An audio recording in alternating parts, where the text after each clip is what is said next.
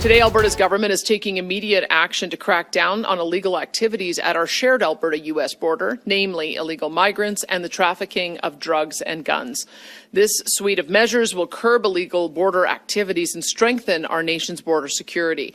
We're investing $29 million to create a new unit, the Interdiction Patrol Team, or IPT, under the command of the Alberta Sheriffs. This unit will be supported by over 50 specially trained sheriffs. 4 drug patrol dogs, critical to ensure reasonable suspicion to search vehicles. 10 cold weather surveillance drones that can operate in high winds with dedicated pilots. And 4 narcotics analyzers to test for illicit drugs.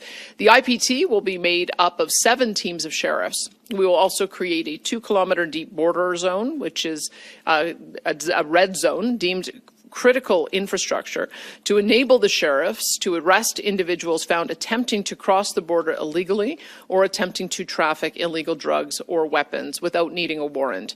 The criminals behind these activities destroy lives on both sides of the border, and these measures are our way of stopping it. It doesn't mean that Alberta intends or wants to act alone when it comes to securing the border.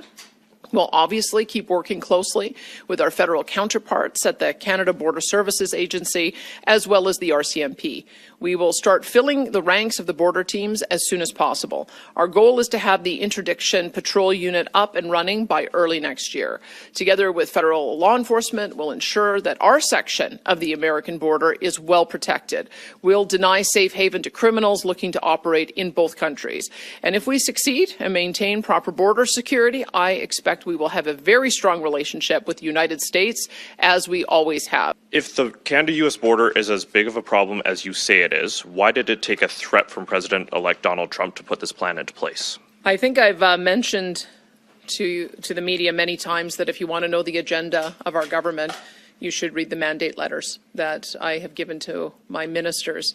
And I'll quote to you from the July 2023 mandate letter: create a specialized sheriff-led anti-fentanyl and illegal gun trafficking team or teams, including at the Canada-U.S. border. So the reason we're able to get started, accelerate this plan, is because we've been working on it for 18 months. It's the reason why we already have a number of officers that have been trained. And we are going to be accelerating the acquisition of equipment. But this has been in the works for some time. What do you make of Doug Ford's vow to cut off energy to the U.S. in the wake of the 25% tariff threats? Well, let me be clear from the Alberta perspective. Under no circumstances will Alberta agree to cut off oil and gas exports. We don't support tariffs. I don't support tariffs on Canadian goods, and I don't support tariffs on U.S. goods, because all it does is make life more expensive for everyday Canadians and everyday Americans. So instead, we're taking a diplomatic approach, and we're meeting with our allies in the U.S. We're making the case for Alberta oil and gas to be part of the solution to energy affordability, to energy security, and to, generally speaking, North American defense security as well. And of course, we'll work with our counterparts in Montana in a shared border arrangement so that we can improve public safety, crack down on illegal migrants and illegal drug trafficking. And that's part of the reason why we're announcing this today. We know that there are issues that have been identified that are irritants to the current administration. We've identified those as a problem in Alberta as well. Premier, how does today's announcement maybe line up with some of the conversations you've had with folks in the U.S., just given the incoming administration's kind of tariff threats? Not, we're still unsure what those tariffs would include.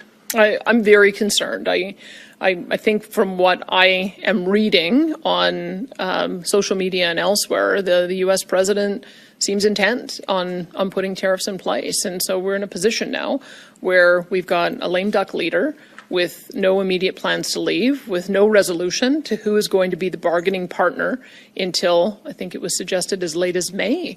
So I believe it's up to myself, the other premiers, to make the case to the Americans ourselves in the absence of federal leadership. And so that's why I'm going to the inauguration. I'll be staying there for 4 or 5 days. I hope to be able to put forward the case that I made today about how we are the Americans' best friend and trading partner. We can provide the resources that they need to be successful, and that we are also their biggest consumer. We buy $293 billion worth of products from the United States, which is more than Germany, the UK, Italy, France, and Vietnam combined. So we shouldn't be in the line of sight of the U.S. president. So I would hope that we'll be able to make that case, but it is not helpful having so much uncertainty in who's going to be at the negotiating table. That's why I still think that there should be an election. Let's get that solved sooner rather than later so we can get on with these important discussions.